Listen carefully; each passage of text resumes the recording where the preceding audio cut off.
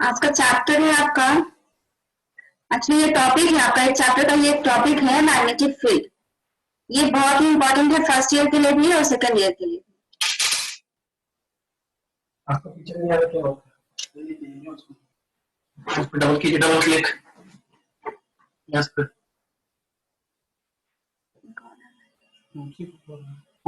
यहाँ से double click कीजिए। अब यहीं पे ले लीजिए स्क्रीनशॉट।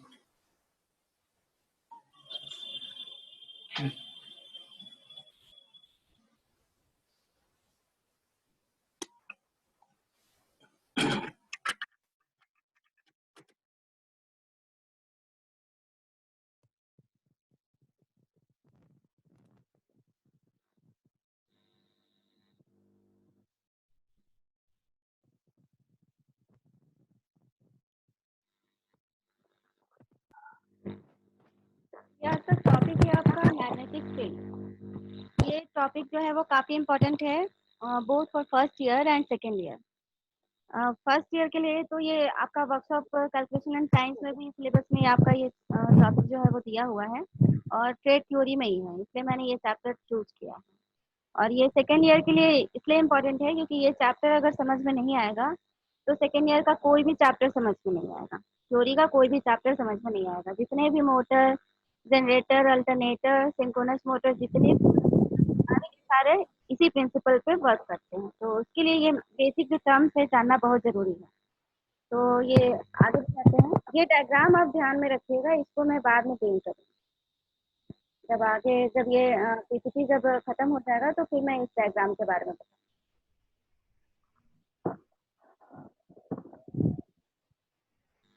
ये इसमें आपको क्या क्या जानने को मिलेगा। इस पीपीटी से आपको ये पता चलेगा कि मैग्नेटिक होता क्या है, उसके सोर्सेज क्या हैं और जो मैग्नेटिक फील्ड लाइंस हैं उसको आप ड्रॉ कैसे करोगे।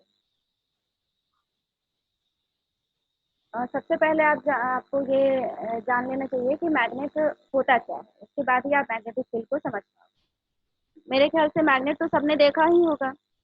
तो मैग्नेट की क्या प्रॉपर्टी है आपने देखा होगा कि मैग्नेट किसी चीज़ को अट्रैक्ट करने का प्रॉपर्टी रखता है।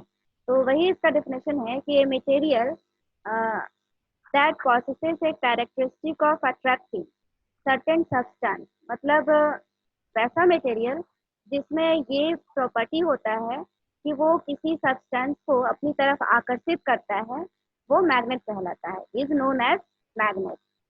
ठीक है। तो मैग्नेट आपका वैसा मटेरियल है जिसमें ये प्रॉपर्टी होती है कि वो किसी सब्सटेंस को अपनी तरफ आकर्षित करे, उसे हम मैग्नेट कहते हैं। ठीक है। और किसी भी मैग्नेट के चारों तरफ एक मैग्नेटिक फील्ड होता है। मैग्नेटिक फील्ड क्या हुआ कि अगर आप छोटा सा एक मैग्नेट लेते हो और काफी दूर आप एक लोहे का कोई चीज आप रखते हो तो वो मैग्नेट काम नहीं करेगा, वो उसको अट्रैक्ट नहीं कर पाएगा। उसको धीरे धीरे अगर हम मैग्नेट के नजदीक लाना शुरू करेंगे तो फिर एक डिस्टेंस ऐसा होगा जब वो उसको आकर्षित करना शुरू करेगा। ठीक है। तो वो उसका मैग्नेटिक फील्ड कहलाएगा। वही रेंज है जिसके अंदर वो अट्रैक्शन जो है, नेल जो है, आइटम का जो नेल है वो अट्रैक्शन फील करता है, तो वो उस मैग्नेट का मैग्नेटिक फील्ड। कोई भी मैग्नेट हो उसके दो पोल्स होते हैं, पोल्स को हिंदी में ध्रुव कहते हैं। तो उसके दो ध्रुव होंगे, एक होगा नॉर्थ पोल और दूसरा होगा साउथ पोल। पृथ्वी भी, आपकी जो पृथ्वी है वो भी एक तरीके का मैग्नेट ही है। आपने आपने सुना होगा नॉर्थ पोल साउथ पोल पृथ्वी का, है ना, उत्तरी ध्रुव और दक्षिणी ध्रुव। तो वो भी एक मैग्नेट ही है, इसलिए उसका वो पोल का नाम भी दिया गया है। तो आपका मैग्नेट क्या होता है? मैग्नेट वैसी मटेरियल है जिसमें एक क्षमता होती है कि वो किसी वस्तु को आकर्षित कर सकता है। और इसके दो पोल्स होते हैं, नॉर्थ पोल और साउथ पोल। यहाँ पर इस डायग्राम में दिखाया हुआ है, ये एक आपका जो रेक्टेंगुलर जो है वो एक मैग्नेट है। ठीक है। और इस मैग्नेट के एक एन पोल है और दूसरा एस पोल है। ये दूसरा मैग्नेट है, इसका एस पोल यहाँ पर है और एन पोल यहाँ पर है। तो यहाँ पर एन पोल और एस पोल है, दोनों विपरीत पोल्स हैं। तो ये दोनों किस तरीके का फोर्स लगाएंगे? ये दोनों एक दूसरे से आकर्षित होते हैं, दोनों एक दूसरे से चिपक जाते हैं। और वही अगर इस मैग्नेट का नॉर्थ पोल और दूसरे मैग्नेट का भी नॉर्थ पोल सामने सामने हो, मतलब सेम पोल, इसका भी नॉर्थ और इसका भी नॉर्थ, तो अगर सेम पोल लाइक सामने सामने रखोगे आप, तो क्या होता है, ये दोनों एक दूसरे को रिपल्सन करते हैं। रिपल्सन यानी विकर्षित करते हैं, एक दूसरे को बाहर की तरफ धक्का देते हैं, ठीक है। तो उसी को एक लाइन में यहाँ पर लिखा गया है कि एन एन पोल्स, जैसा कि इस डायग्राम में है एन और यहाँ पर एन, तो एन एन पोल्स या फिर एस एस पोल्स। अगर यहाँ नॉर्थ की जगह पे साउथ पोल्स, इसको उलट दें तो यहाँ पर साउथ पोल हो जाएगा, इसको भी ऐसे हम उलट दें तो ये साउथ पोल हो जाएगा। तो अगर साउथ साउथ पोल यानी कि लाइक पोल, दोनों सेम तरीके का पोल अगर सामने सामने हो तो वो एक दूसरे को रिपेल करते हैं। रिपेल का मतलब होता है विकर्षित करते हैं, ठीक है।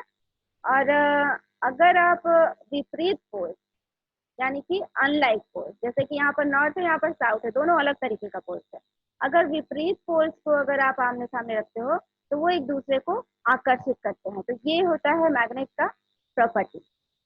अब आते हैं इसके क्लासिफिकेशन पे। क्लासिफिकेशन बहुत सारे तरीके से कर सकते हैं। अगर हम अकरेंस के आधार पे, अकरेंस यानी कि उपलब्धता, क्या आपकी प्रकृति में, अभी मैंने सबको म्यूट किया हुआ है, ये जब पीपीटी खत्म हो जाएगा उसके बाद आप क्वेश्चन पूछ सकते हो सारे स्लाइड्स पे, एक एक करके आप लोग क्वेश्चन पूछते हैं। पहले मेरा ये पूरा खत्म हो जाए, मैं कोशिश करूंगी कि अच्छे तरीके से, इतने अच्छे तरीके से बता दूं कि आपको कोई डाउट ना हो। तो ये है आपका क्लासिफिकेशन। पहला classification according to occurrence. Occurrence यानी कि उपलब्धता, मतलब प्रकृति में किस तरीके से ये पाया जाता है। तो पहला होता है अकरेंस के आधार पे मैन मेड। मैन मेड यानी कि जो आदमी के द्वारा बनाया गया है। तो जो आदमी के द्वारा बनाया गया है उसमें आपके ये सब एग्जाम्पल्स लिखे गए हैं। बार मैग्नेट मतलब एक रॉड की तरह होगा। हॉर्स शू मैग्नेट, वो जो हॉर्स के, घोड़े के पैर में जो वो लगाया जाता है यू आकार का, तो उस तरीके के आकार का अगर मैग्नेट होगा तो उसको कहेंगे हॉर्स शू मैग्नेट। कुछ लोगों ने देखा भी होगा ट्रेड में, मैंने दिखाया था कुछ लोग। फिर होता है स्फेरिकल मैग्नेट। स्फेरिकल यानी कि ऐसे गोल होगा अगर आपका तो उसको कहेंगे स्फेरिकल मैग्नेट। सिलिंड्रिकल, सिलेंडर आप जानती हो, उस शेप में अगर मैग्नेट होगा तो उसको कहेंगे सिलिंड्रिकल मैग्नेट। इसी तरीके के उसके शेप के आधार पे उसका नाम दिया गया है। ये सारी जो मैग्नेट्स है वो नेचुरली नहीं थी वो प्रकृति में, उसको आदमी के द्वारा बनाया गया है, इसलिए इसको कहते हैं मैन मेड। और सेकेंड है आपका natural occurring magnet. Natural occurring मतलब ये शुरू से ही प्रकृति में था। जैसे आपका लोहा मिल जाता है, खुदाई उदाई में आपका लोहा मिल गया, कुछ और सारे ये आपका सोना मिल जाता है, चांदी मिल जाता है, उसी तरीके से मैग्नेट भी नेचुरल तरीके से प्रकृति में थे। उसका सबसे बढ़िया, सबसे पुराना, जो सबसे पहले हमने मैग्नेट पाया था उसका नाम था लोडस्टोन। ये है आपका लोडस्टोन मैग्नेट। ये सबसे पहला जो मैग्नेट ढूंढा गया था प्रकृति में नेचुरल तरीके से, तो वो था आपका लोडस्टोन मैग्नेट।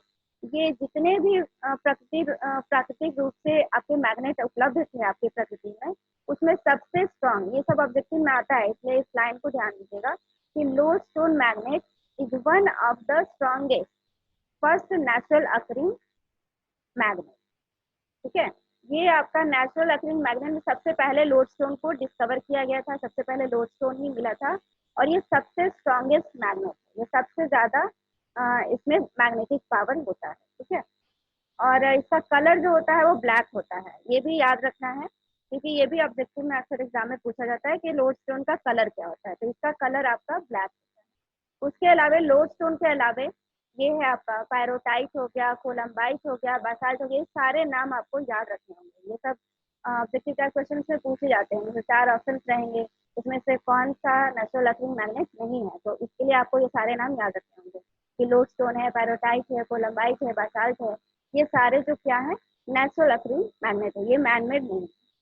नेक्स्ट क्लासिफिकेशन है आपका मैग्नेटिक प्रॉपर्टी लास्टेड के अकॉर्डिंग। मतलब किसी भी मैग्नेट का जो मैग्नेटिक प्रॉपर्टी है वो कितनी देर तक उसमें रहता है।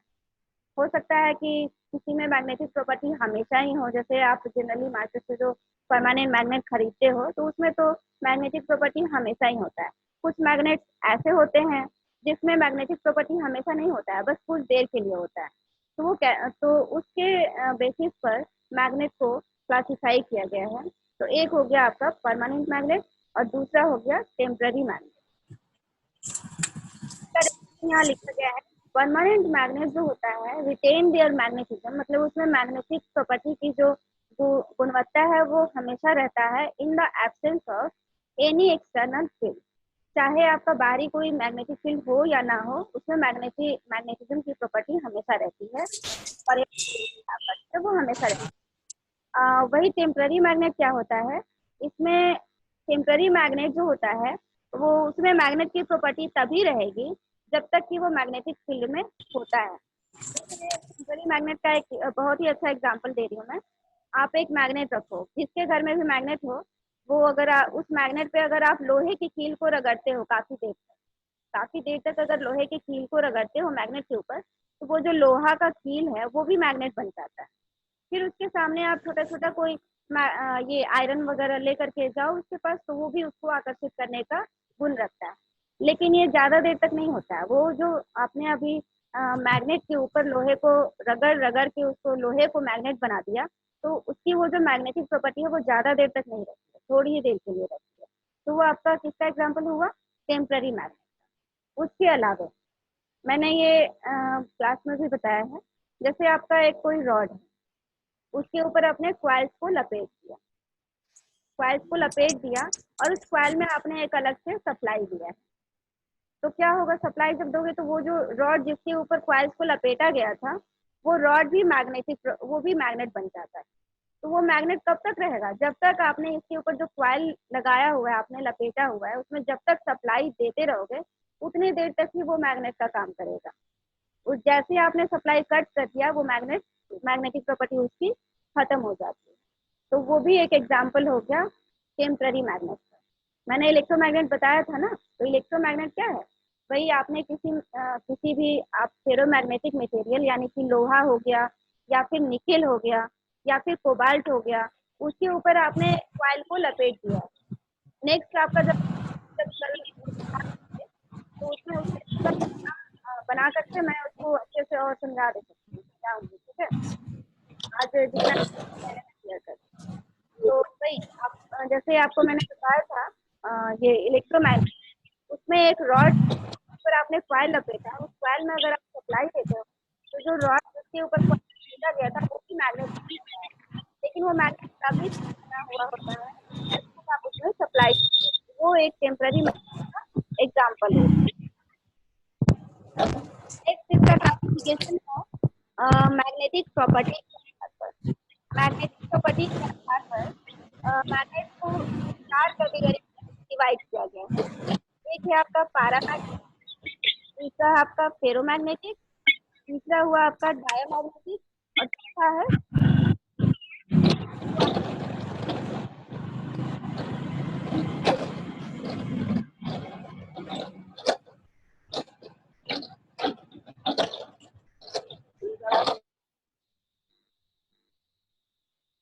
इसको आप इस तरीके से समझ सकते हो। यहाँ पर आपका सबका ये डायग्राम दिया हुआ, ठीक है।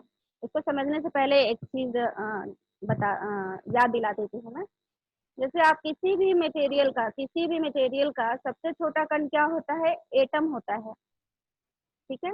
और एटम से बड़ा जो होता है वो क्या होता है, मॉलिक्यूल, अणु। तो अणु क्या है, किसी भी पदार्थ का सबसे छोटा कण जिसमें उस पदार्थ का सारा गुण विद्यमान होता है। यही तो अणु का डिफिनेशन होता है, किसी भी पदार्थ का सबसे छोटा कण जिसमें उस पदार्थ के सारे गुण विद्यमान होते हैं, उसे कहते हैं अणु। उसी तरीके से आपका मैग्नेट का सबसे छोटा कण जिसमें मैग्नेटिक प्रॉपर्टीज होती है, विद्यमान होती है, उससे छोटा अगर आप करोगे तो वो मैग्नेट नहीं रह जाएगा, ठीक है। तो मैग्नेट में सबसे छोटा कण जिसमें मैग्नेटिक प्रॉपर्टी विद्यमान रहती है उसको हम लोग डोमेन कहते हैं, ठीक है। डोमेन, DOMAIN, डोमेन कहते हैं। तो यहाँ पर आपके डोमेन ही दिखाए गए, ठीक है। ये जो आप एरो देख रहे हो उसमें एक सर्किल ऐसे बनाया हुआ, तो ये एक डोमेन दिखाया गया है। ये आपका पैरामैग्नेटिक मटेरियल का डोमेन दिखाया गया है, ठीक है। तो डोमेन में क्या होता है, मैग्नेट के जो इसका मटेरियल है, पैरामैग्नेटिक मटेरियल है, उसके गुण इसमें विद्यमान रहेंगे, ठीक है। इस डोमेन में भी चूंकि ये मैग्नेट का ही काम करेगा तो इसमें भी नॉर्थ और साउथ पोल होगा। तो ये आपका यहाँ पर जो होगा वो नॉर्थ पोल होगा, यहाँ साउथ पोल। जो एरो होता है जहाँ पर, वहाँ नॉर्थ हो जाएगा,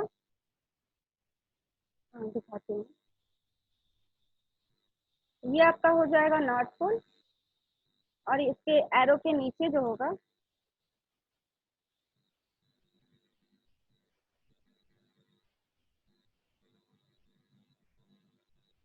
ये एरो के नीचे जो होगा साउथ पोल हो जाएगा, ठीक है। सब में, इस वाले में भी यहाँ पे नॉर्थ पोल होगा, यहाँ पे साउथ पोल। इस वाले में, इस वाले डोमेन की बात करें तो यहाँ पे नॉर्थ पोल, यहाँ पे साउथ पोल। तो इसके जितने भी डोमेन से देख रहे हो आपकी किस तरीके से रैंडमली इसमें रैंडमली पाया जाता है। पैरामैग्नेटिक मटेरियल में इस तरीके से पाया जाता है, रैंडमली पाया जाता है, ठीक है। और वही फेरोमैग्नेटिक की बात करें तो इसके जो डोमेन से देखो, सबके एन पोल जो है वो ऊपर ही है, इसका भी एन पोल ऊपर है, इसका भी एन पोल, जो एरो है ना जहाँ पर, वो एन पोल होता है, नॉर्थ पोल। तो इसका भी, इस डोमेन का भी नॉर्थ पोल ऊपर ही है, इस डोमेन का भी नॉर्थ पोल ऊपर ही है। सारे डोमेन से नॉर्थ पोल जो होते हैं वो अलाइंड होते हैं फेरोमैग्नेटिक में। वही अगर एंटी फेरोमैग्नेटिक, इसका एक और नाम है डायामैग्नेटिक, जो मैंने इधर पहले वाले स्लाइड में लिखा हो बताया था।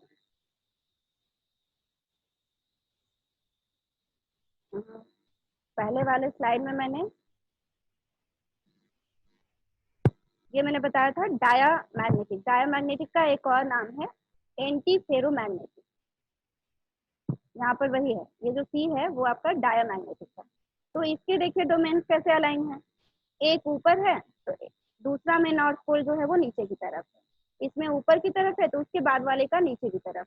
तो इस तरीके से क्या है, नेट मैग्नेटिक फील्ड इसमें क्या होगा, नेट मैग्नेटिक फील्ड तो जीरो हो जाएगा, क्योंकि जितने डोमेन ऊपर की तरफ है नॉर्थ पोल, उतने ही नीचे की तरफ है। तो टोटल क्या हो जाएगा आपका, जीरो हो जाता है। तो एंटी फेरोमैग्नेटिक या फिर कहो डायामैग्नेटिक, तो उसमें मैग्नेटिक सबसे खराब हो मैग्नेटिक, उसमें मैग्नेटिक प्रॉपर्टी होती ही नहीं, ठीक है। और ये फेरी मैग्नेटिक की अगर बात करें, यहाँ पर आप देख सकते हो, तो पहला डोमेन तो इस तरीके से ये ज़्यादा स्ट्रांग है, जो बड़ी लाइन है तो ये ज़्यादा स्ट्रांग है, ये छोटी लाइन है तो छोटी लाइन है तो ये कम स्ट्रांग है। तो इस तरीके से डोमेन को दिखाया गया है। तो रिजल्टेंट इसका क्या होगा, ये ऊपर की तरफ होगा, लेकिन अगर हम इससे कंपेयर करें तो क्या होगा, इससे कम है। ये फेरोमैग्नेटिक से अगर कंपेयर करें फेरी मैग्नेटिक को, तो इससे कम मैग्नेटिक प्रॉपर्टी इसमें होती है। तो अगर मैग्नेटिक प्रॉपर्टी में हम सबसे ज़्यादा अगर जाने की सबसे अच्छा स्ट्रॉन्गेस्ट जो होता है मैग्नेट, कौन सा हो गया, तो फेरोमैग्नेटिक पहले नंबर पे है आपका फेरोमैग्नेटिक, क्योंकि सारे के सारे अलाइंड है, ऊपर की तरफ है। उसके बाद कौन सा होगा, फेरी मैग्नेटिक, क्योंकि इसमें इससे कम है, देख के ही आपको पता चलता है। उससे भी कम क्या है, पैरामैग्नेटिक। थर्ड नंबर पे आपका क्या है, पैरामैग्नेटिक, क्योंकि ये हैफाजैटली रैंडमली ये तो अलाइंड है, जैसे तैसे है, लेकिन इसके बावजूद भी इसका कुछ ना कुछ हो सकता है। अगर आप एक्सटर्नल मैग्नेटिक फील्ड लगाओ तो ये अरेंज हो जाते हैं, ये मैग्नेट बन जाता है। और वही एंटी फेरोमैग्नेटिक की बात करें तो ये मैग्नेट किसी भी कंडीशन में बन ही नहीं पाता है। तो ये चीज़, ये आपका हो गया फर्स्ट नंबर पे, ये सेकेंड, ये थर्ड और ये फोर्थ। इसको और अच्छे से आप समझ लोगे इस वाले डायग्राम में।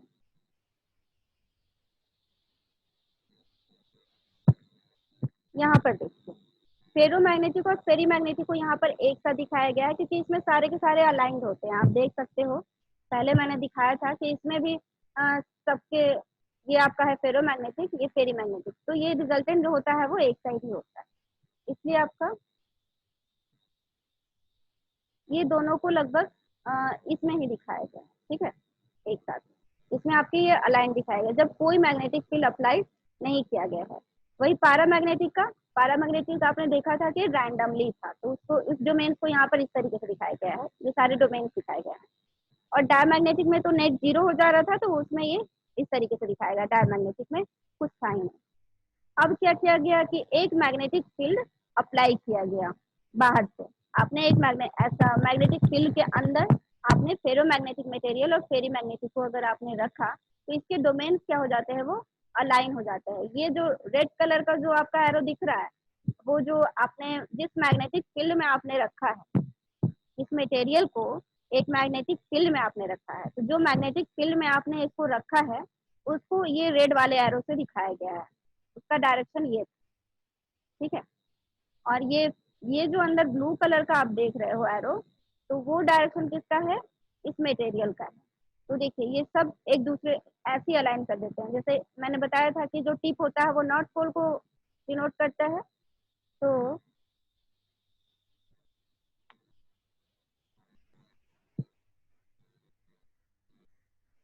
इसका नॉर्थ पोल जो आपने एक्सटर्नली अप्लाई किया, उसका नॉर्थ पोल भी यहाँ पर है, और इसका भी जो है वो नॉर्थ पोल यहाँ पे है, मतलब दोनों ही सेम डायरेक्शन में अलाइन हो जाते हैं।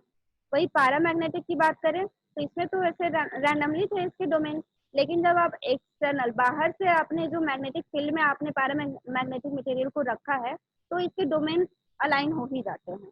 जैसे इसका भी इस तरीके से लेफ्ट से राइट की तरफ था, एक्सटर्नल जो मैग्नेटिक फील्ड है वो रेड से दिखाया गया है, तो ये डायरेक्शन है लेफ्ट से राइट की तरफ, तो ये भी अपने डोमेन को, ये सारे जो डोमेन्स है वो इस तरीके से अलाइन हो जाते हैं, तो ये अब मैग्नेट बन गया। शुरू में तो ये उतना अच्छा मैग्नेट नहीं था, लेकिन जब आपने बाहर से मैग्नेटिक फील्ड जो अप्लाई किया है, या फिर ये कह सकते हैं कि कोई मैग्नेटिक फील्ड था उसमें आपने पैरामैग्नेटिक मटेरियल को रख दिया, तब ये मैग्नेट बन जाता है। ठीक है, तो ये अच्छा मैग्नेट नहीं है, लेकिन अब ये मैग्नेट बन गया है। ठीक है, और डायमैग्नेटिक की बात करें तो इसमें देखिए इसके जो डोमेन्स हैं, इसमें तो आपका नेट जो है कैंसिल आउट हो जा रहा था, तो इसमें देखिए इसका सब लेफ्ट से राइट है और इसके सारे के सारे राइट से लेफ्ट की तरफ है, देख सकते हो आप अपोजिट। तो इसमें ये अभी भी जो मैग्नेट का रूप नहीं लिया है, ये अभी भी मैग्नेट नहीं बना है। तो पुअरेस्ट क्या हो जाएगा आपका डायमैग्नेटिक, सबसे अच्छा है आपका फेरोमैग्नेटिक, नेक्स्ट है फेरी, और उसके बाद है आपका पैरामैग्नेटिक, और लास्ट हो गया आपका डायमैग्नेटिक। ये चीज आपका एग्जाम में पूछा जाता है, इससे भी क्वेश्चन आता है।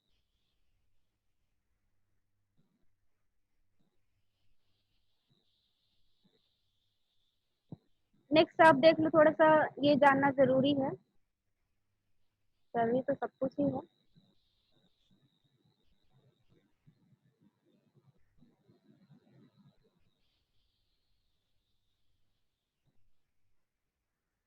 ये स्टैटिक चार्ज और मूविंग चार्ज, हेडिंग आपका electric field versus magnetic field.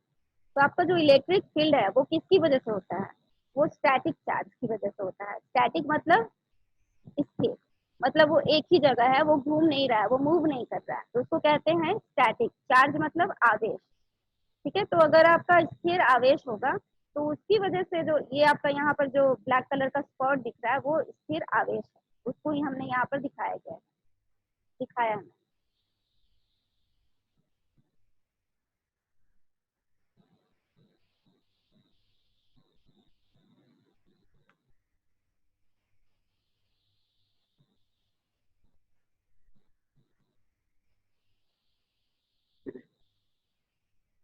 तो स्थिर आवेश की वजह से जो इसके चारों तरफ एक फील्ड डेवलप हुआ है, ये सर्कुलर, क्योंकि ये पॉइंट चार्ज है तो इसके चारों तरफ एक फील्ड डेवलप होगा। ये सर्कुलर जो फील्ड डेवलप हुआ है इसको कहते हैं इलेक्ट्रिक फील्ड।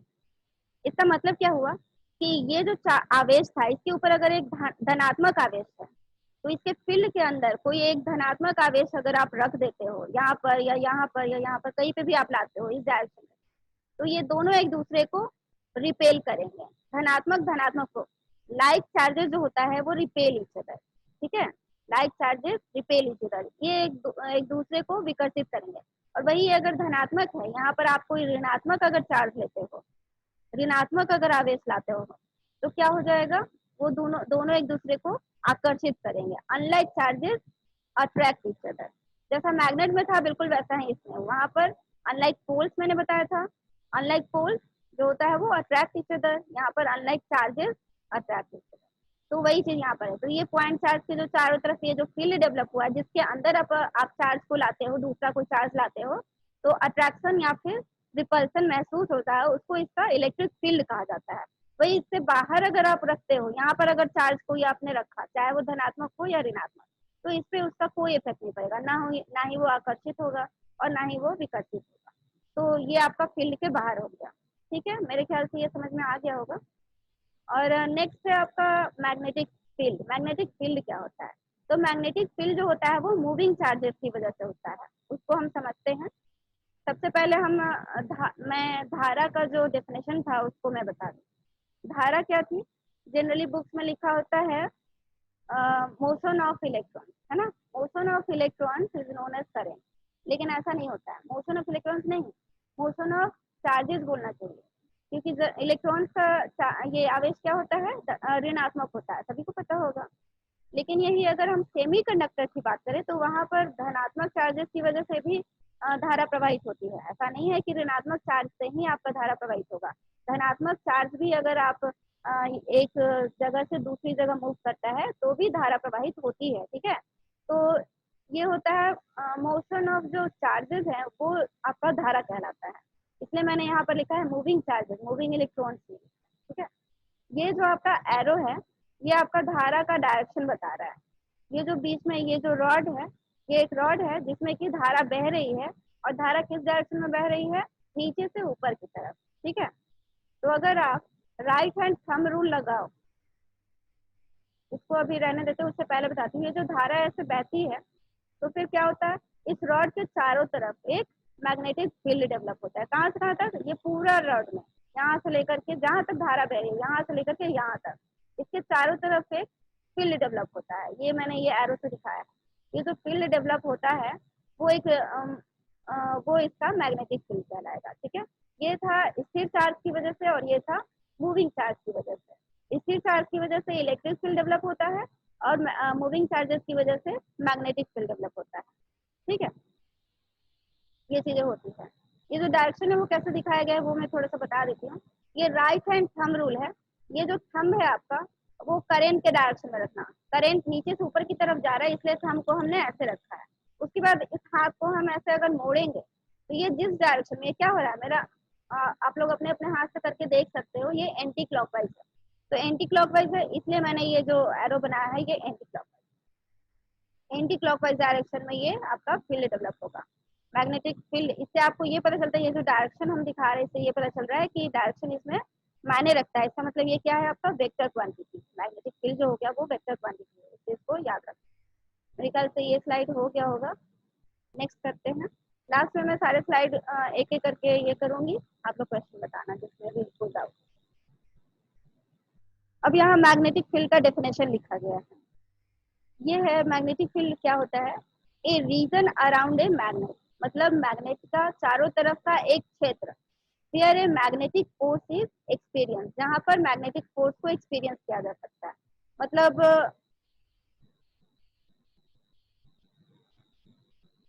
यहाँ पर ये जो रॉड था उसके ये तो मैंने बताया है पहले ही कि इसमें करेंट कैरिंग कंडक्टर में एक मैग्नेटिक फील्ड, ये मैग्नेट बन जाता है। ठीक है, तो इसके चारों तरफ एक फील्ड है अगर डेवलप किया हुआ, तो एक रेंज होगा ना कि किसके अंदर आप कोई मैग्नेट लाते हो तो ये अट्रैक्ट होगा इस रॉड से या फिर रिपेल करेगा।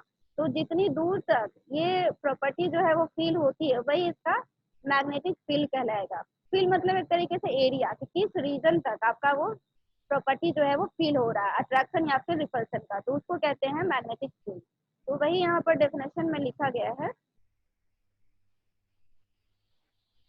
a region around a magnet where a magnetic force is experienced।